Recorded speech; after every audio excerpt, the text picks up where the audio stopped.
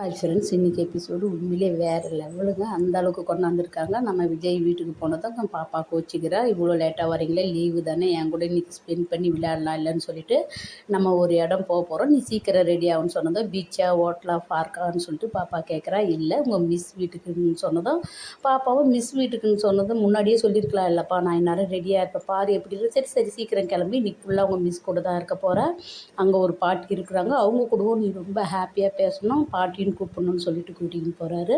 இங்கே நம்ம சாரதாம்மாவும் வகை வகையாக சமைக்குது. காவேரி மீன் எடுத்து போய் கொடுத்துட்டு, ஏற்கனவே சிக்கன் மீன் எல்லாமே இருக்குது, ஏமா இவ்வளோ மாப்பிள்ளை மறு வீட்டுக்கு வர போல் சமைக்கிறியன்னு கேட்டதும் சாரதாம்மா சொல்கிறாங்க, பாவம் அந்த தம்பி ரொம்ப தனிமையை கூட அனுபவிச்சிடலாம், கொடுமையை அனுபவிக்கக்கூடாதுன்ற ஒரு டைலாக்கு நல்லா இருந்தது.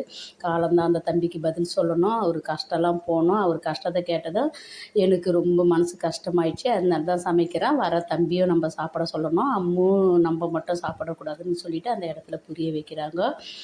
காவேரியும் வந்து என்னவோ போங்க நான் சொல்லிட்டு போகிறா. பாப்பாவும் விஜய் வீட்டுக்கு போகிறாங்க. வீட்டுக்கு போனதை நீயே உங்கள் மிஸ்ஸை கூப்பிடுன்றா. வீட்டில் யாரும் இல்லைப்பானா கூப்பிடு, உங்கள் மிஸ் வருவாங்க தான்.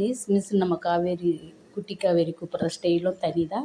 நம்ம காவேரி டோரு திறந்ததும் மூணு ஓடி கட்டி பிடிச்சிக்கிறாங்க பாரு. இது வந்து ஒரு மிஸ்க்குள்ளே இருக்கிற பாண்டிங் கிடையாது, உண்மையிலே இதுதான் வந்து கடவுள் போட்ட அப்பா அம்மா குழந்தையோட பாண்டிங். அந்த பாசம் வந்து மிஸ்ஸுக்கும் ஸ்டூடெண்ட்டும் கண்டிப்பாக வராது. அம்மா பொண்ணு உணர்வுபூர்வமாக கொண்டு வந்திருக்காங்க. ரொம்ப நல்லா இருந்தது இந்த இடத்துல. ஒரு பக்கம் நம்ம விஜய் பார்த்து சந்தோஷப்படுறாரு, ஒரு பக்கம் சாரதாம்மா பார்த்து ரொம்ப சந்தோஷப்படுறாங்க. அவங்க மனசில் அவ்வளோ சந்தோஷம். அம்முன்னு சொல்லி விஜய் கூப்பிட்டு, இவங்க தான் பாட்டி நான் சொன்னேன்னு ஓடி போய் பாட்டின்னு சொல்லி கட்டி பிடிக்கிறா. அந்த இடத்துல அவங்க கொடுக்குறாங்க பாரு முத்தம், தன்னையே மீறி தன்னை அறியாமல் கொடுத்த முத்தங்கள் தான் அது. காவேரிக்கு சந்தேகம் வருது, என்ன அம்மா ரொம்ப எமோஷ்னல் ஆகுறான்னு.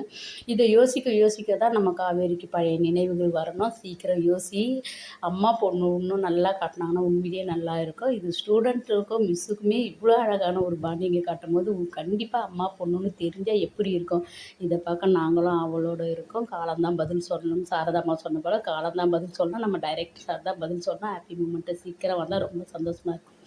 இப்போவே பாதி ஹாப்பி மூமெண்ட் வந்துடுது, இதுவே பெரிய சந்தோஷம் தான் விக்கா ஃபேன்ஸுக்கெல்லாம். அடுத்தது எபிசோடில் பார்க்கலாம். Bye bye. தாத்தாவும் இன்றைக்கி எபிசோடில் மன்னிப்பு கேட்குறாரு. யாரும் செய்யாத துரோகத்தை நாங்கள் செய்துவிட்டோம், நம்பிக்கை வச்சவங்களுக்கு துரோகம் செய்தால் தாங்க முடியாது, தெரியாமல் செய்துட்டேன், என்னை மன்னிச்சுட்டு பாரு. தாத்தாவுக்கும் அந்த குடும்பத்துக்கும் இவ்வளோ சீக்கிரம் மன்னிப்பு கிடையாது. எங்கள் விக்கா எப்போ ஒன்று கூடுறாங்களோ அப்போ தான் மன்னிப்பு. அடுத்தது சந்திக்கலாம். Bye by.